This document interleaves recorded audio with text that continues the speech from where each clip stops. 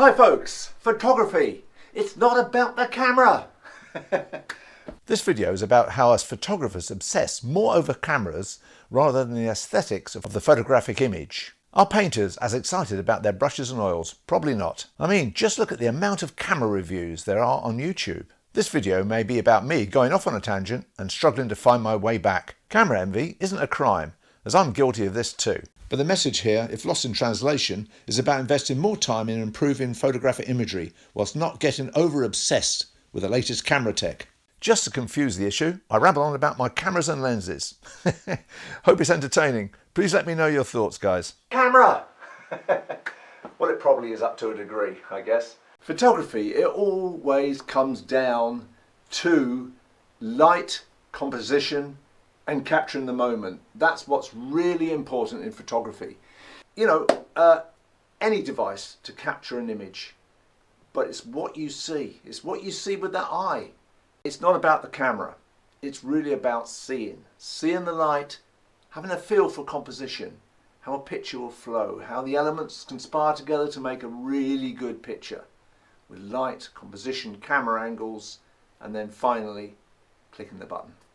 And that's what counts. Far more than the type of camera you use. Yeah, you can go out and spend, if you're wealthy, you can go out and spend thousands and thousands of pounds on high-end cameras.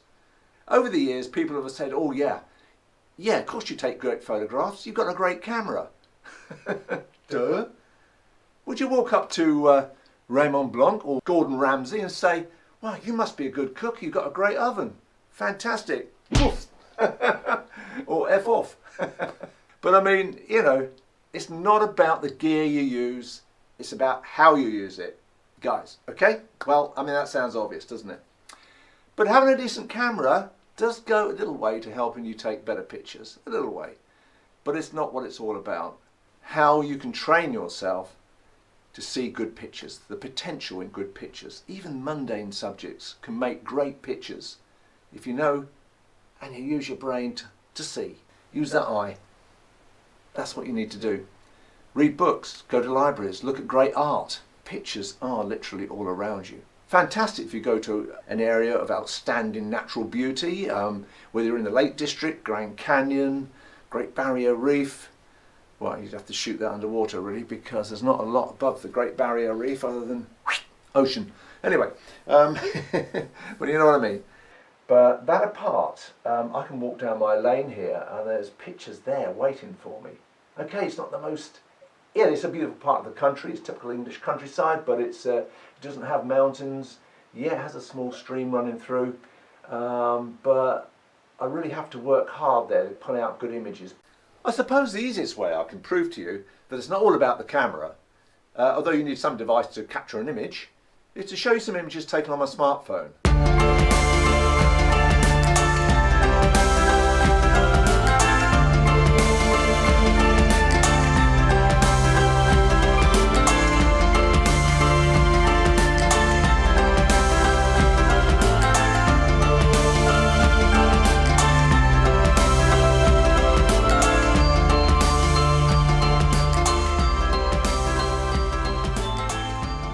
Has having a good camera made me a better photographer? Yes? No? Absolutely not. Not really, no. It's made me a poorer one, because over the years I've spent so much on cameras. Absolutely ridiculous. Let me see now, what did I start off with? Well, the Fuji S1, this is digital only, all the film cameras I owned prior to that. Fuji S1, first affordable digital DSLR, produced great results, 6 megapixel. D1X, pro camera body, £3,500, 6 megapixel, but great quality. Had that for a couple of years. D2X came out. Then backup cameras were, well, 35mm film cameras at the time were backup.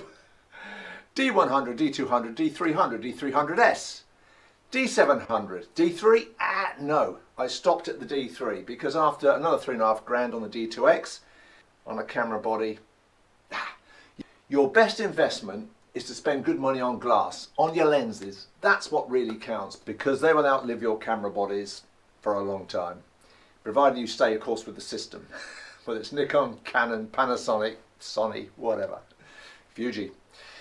Stay, you know, buy the best lenses you can afford, and that makes the biggest difference to your picture.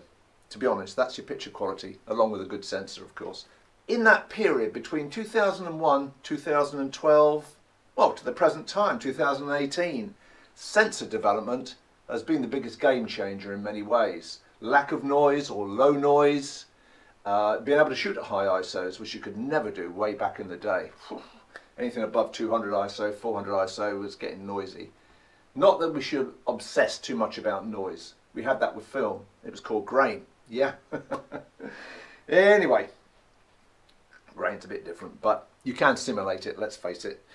I spent all this money on all these cameras, but when Nikon brought out the D700, I thought, great, same sensors as D3, about a third the price. No brainer. And I had a 300S because it was the first one, I think, that Nikon produced, all these prosumer body, that crop sensor prosumer body that Nikon produced that could shoot video 720p, which was pretty good at the time. That was way back in, well, whatever, about 10 years ago now probably. A photographer up in Scotland said he was using Nikon D600s or D610, and I thought, yeah, I sold the D700, bought a couple of 610 bodies, which I've had for the last nearly 5 years basically, and they've done me really well. And that's it, 24 megapixel, that's all you need. In fact, I could show you pictures taken on 5-6 megapixel D1X that are in albums this size, really big albums. They look great because it's about the quality of the pixels, not just the amount of pixels. Okay. Now then, folks, if you're a professional photographer, you will need at least 2 cameras. 2 cameras are absolutely essential. You can't turn up at a wedding, for example, with just 1 camera. Then if anything goes wrong, and boy, things do go wrong. Things have happened to me over the years.